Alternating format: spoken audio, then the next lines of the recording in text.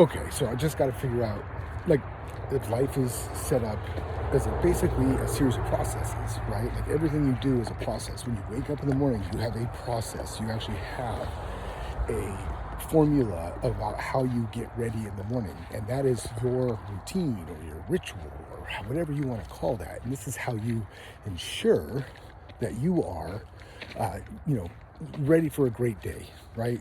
In fact, if you wake up and you stub your toe or you get a phone call out of the blue, that may ruin your day, could ruin your morning. And because you didn't get to finish your morning routine, you find yourself in a not the greatest mood, if you will. And then you're not productive. I'm not saying you have to be productive, okay? I want to be very, very clear about that, right? It's okay to be not productive sometimes. But if you want to be productive, getting through that routine works. And so that's what these algorithms are. When people talk about an algorithm, people talk about it's basically a sequencing or a series of steps that, ends up with the same result over and over and over again. You brush your teeth, you put toothpaste on it, you floss, right? You gargle, you swish with some hydrogen peroxide. And if you go through that process routinely, then you're probably going to have decent teeth. I'm not saying that my teeth are decent, but I have never had a cavity. So, now, what is this routine? What does this mean? And why does it matter? Right? So earlier I was talking about the 20/80 rule and how it applies in life. And the 20/80 rule is what I would call a mental model. I understand that, listen, this is the challenge with language because people say different things or they mean different things, but they're using the same words, right? Like if I was down in the South, for example, if I asked for a Coke, that could very well mean any type of soda. If you're from the Pacific Northwest like me and you ask for a Coke, I want a Coca-Cola. So just kind of giving you a little example there.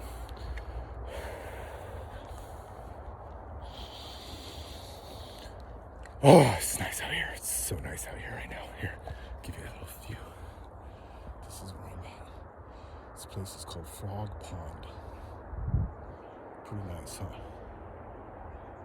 And this is where I come out to do a lot of my thinking, right? Like, if you are not scheduling time to do actual thinking in your life, woo, Nelly, I'm sure either ignorance is bliss. I know this steak is not real, but it tastes so juicy and good, right? Or you're afraid to do it. It's one or the other, or you're actually doing it.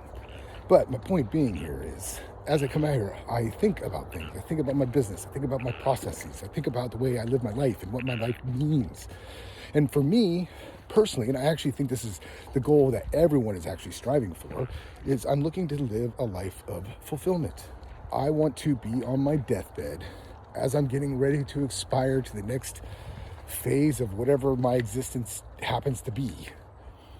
And I want to be able to look back on my life and go, damn, now that was a fulfilling life. That was a meaningful life. And the only way you can get a meaningful life is by being mindful, right? You can only know what things mean to you if you reflect upon them and you put your mind to asking why it means what it means to you, right? I think Tony Robbins uses this example about how words and meaning, right? Like how things don't mean anything until you attach words to them. And so if we're out at the ocean and we see a gull fly down and snatch up a fish, right? My wife might say, ooh, gross. I might say, wow, that's nature working. The thing is we both are saying the exact same thing, but because we've attached different words to the event, we have two different perspectives and we have two different meanings for what happened. And the reason why that matters is because meanings ultimately lead you to your beliefs, right?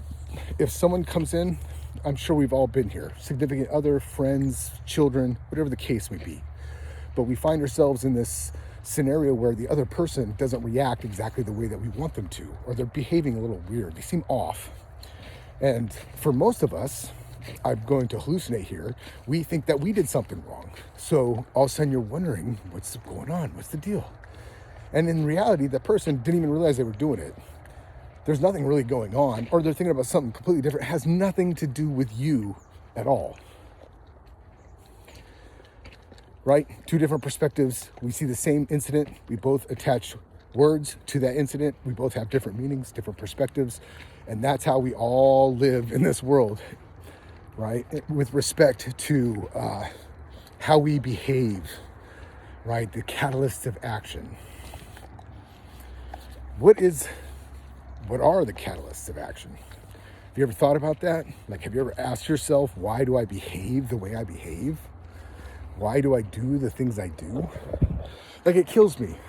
You know, there's one of the things I believe in life is that, you know, the tool that you have is only as good as your level of adeptness in using that tool. Meaning, if you're not skilled, if you haven't read the instruction manuals, if you don't know everything that your tool can do, then your tool is marginally good. In fact, to use that mental model of 2080, I would say that 80% of the people out there only use, like, for example, their iPhone or their smartphone to 20% of its potential, right?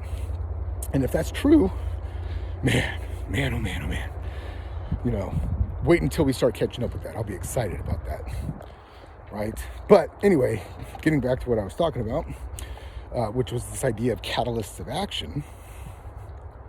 The reason why we behave the way we behave is because, believe it or not, there's actually an algorithm to this. There's actually a formulaic way of looking at this kind of pattern. So work with me here.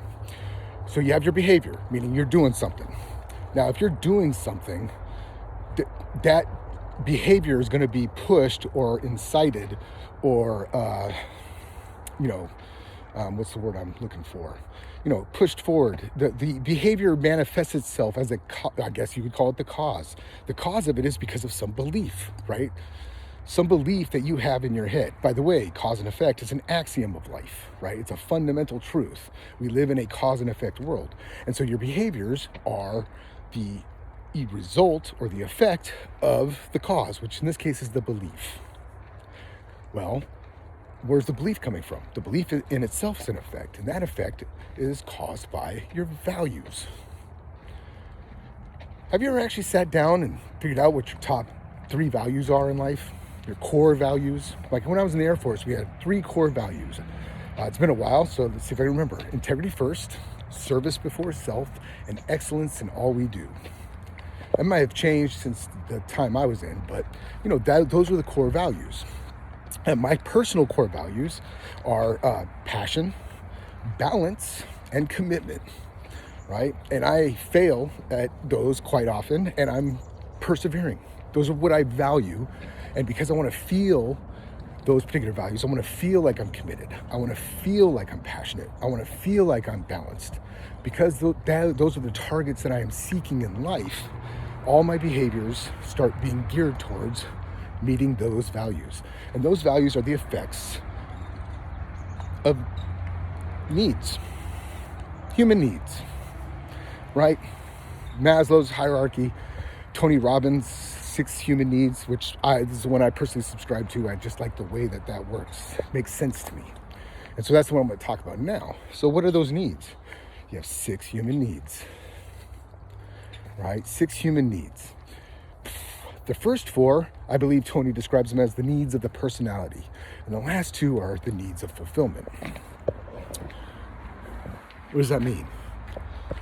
Well, fulfillment is the goal, right? I mean, that's what we're all trying to hit. Now, the challenge here is fulfillment means different things to different people. So I'm going to make this argument. It's going to be a claim. And, I hope you guys can work with me as we do this. I want you to see that. Look at that pathway right there. Right, magical. I love this place. So, where was I?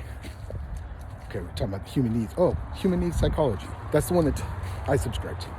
The first 4 needs are the needs of the personality. The last 2 are the needs of fulfillment. And this may have been, here's the thing. This is going to be the rub here. Full disclaimer all the time.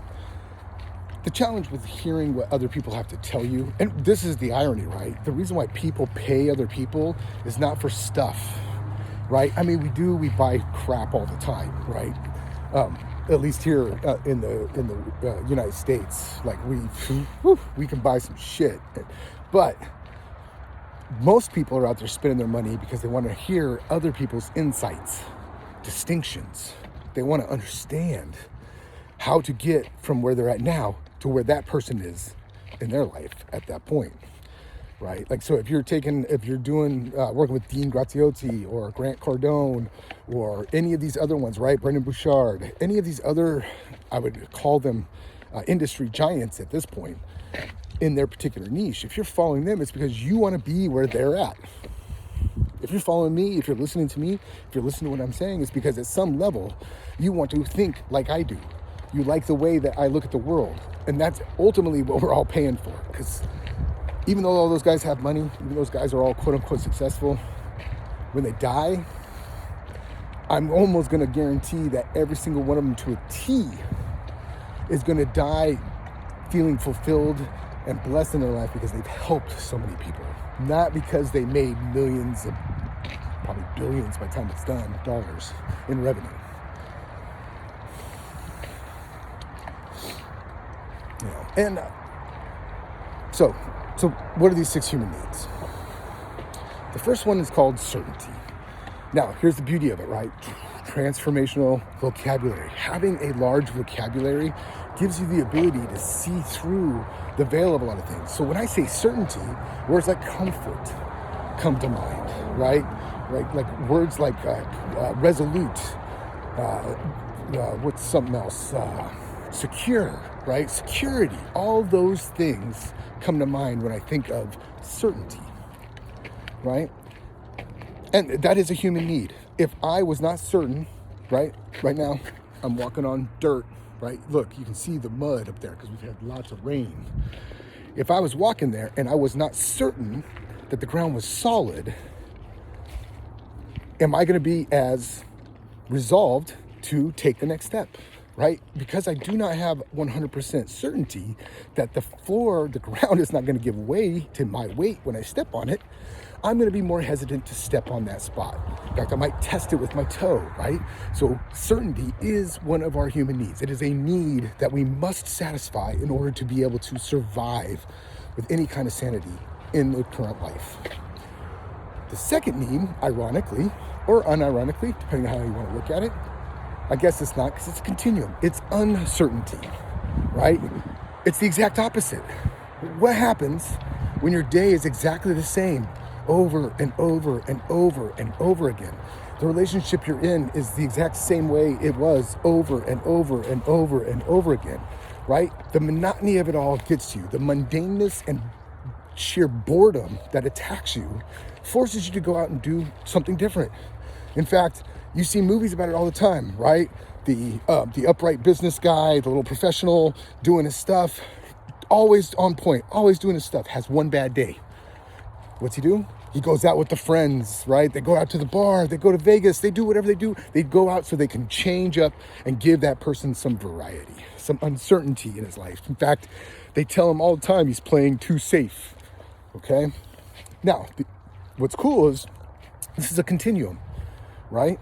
So if the claim, which I was going to make earlier, which I don't know if I did, is that in nature tells us that the manifestation of fulfillment is balance, is homeostasis, is equilibrium, right? Water seeks its own level, right? Homeostasis in the body is a delicate balance that keeps us alive. In the ecosystem, when you look around at Mother Nature and you see all the stuff that's going on here, it all works together in a delicate balance, which is one of the reasons why you're seeing shit go sideways with climate right now. That balance is starting to be disrupted, or it's evolving, right? Different perspectives, they mean the same thing, change, the only actual constant in the world. Well, so those are 2 needs of the personality. Everyone, all your behaviors. If you tell me the way you behave, we can drill that back. I can go through your beliefs, we can go through your values, and then we can get to your needs. And then we can understand why you are doing what you're doing, and you make the fundamental change. What are the next 2 needs, right? Well,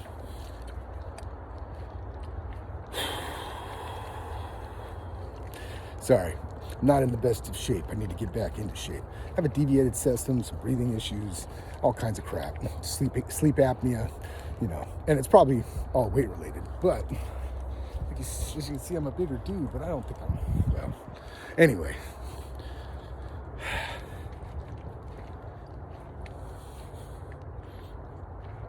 The next two needs, what are they? Hey, so we're coming back, and we're about to go see my puppy, Jen. She was a 17-year-old Yorkshire Terrier. You may have seen a couple pictures of her. She passed away in November, on November 28th, about 6 p.m. Very vivid memory. Anyway, this place I'm at right now, she was a smaller dog, kind of shy, and she would never take the lead whenever we would go and take her for a walk, particularly when her mom and dad were alive. But yeah, she was the pup. We had the mom and dad too. Anyway, this is the only place that she ever took the lead. And you can see the little flower right there. I don't know if you can see it. I don't know, we'll find out. But that is my little girl's grave. That's where I buried her. And so the plan this spring is to bring some flowers. Now, let's go back. Let's tie this into what I'm talking about with meaning. That her loss has been very, very difficult, because 17 years is a long time. But not just that, she's the last dog, right? Meaning we're empty nested. The kids are gone. Today, one of the reasons why I'm out here on this walk is because I was feeling very lonely. I'm sitting there doing my work, sitting on my computer, and nothing's happening. There's no dogs to take care of. There's nobody sleeping. Very, very sad.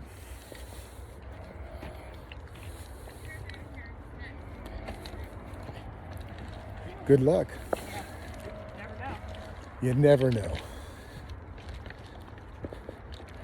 Sorry, just saw a lady with her kids and she's carrying a metal detector. See, that's an adventure. I love that.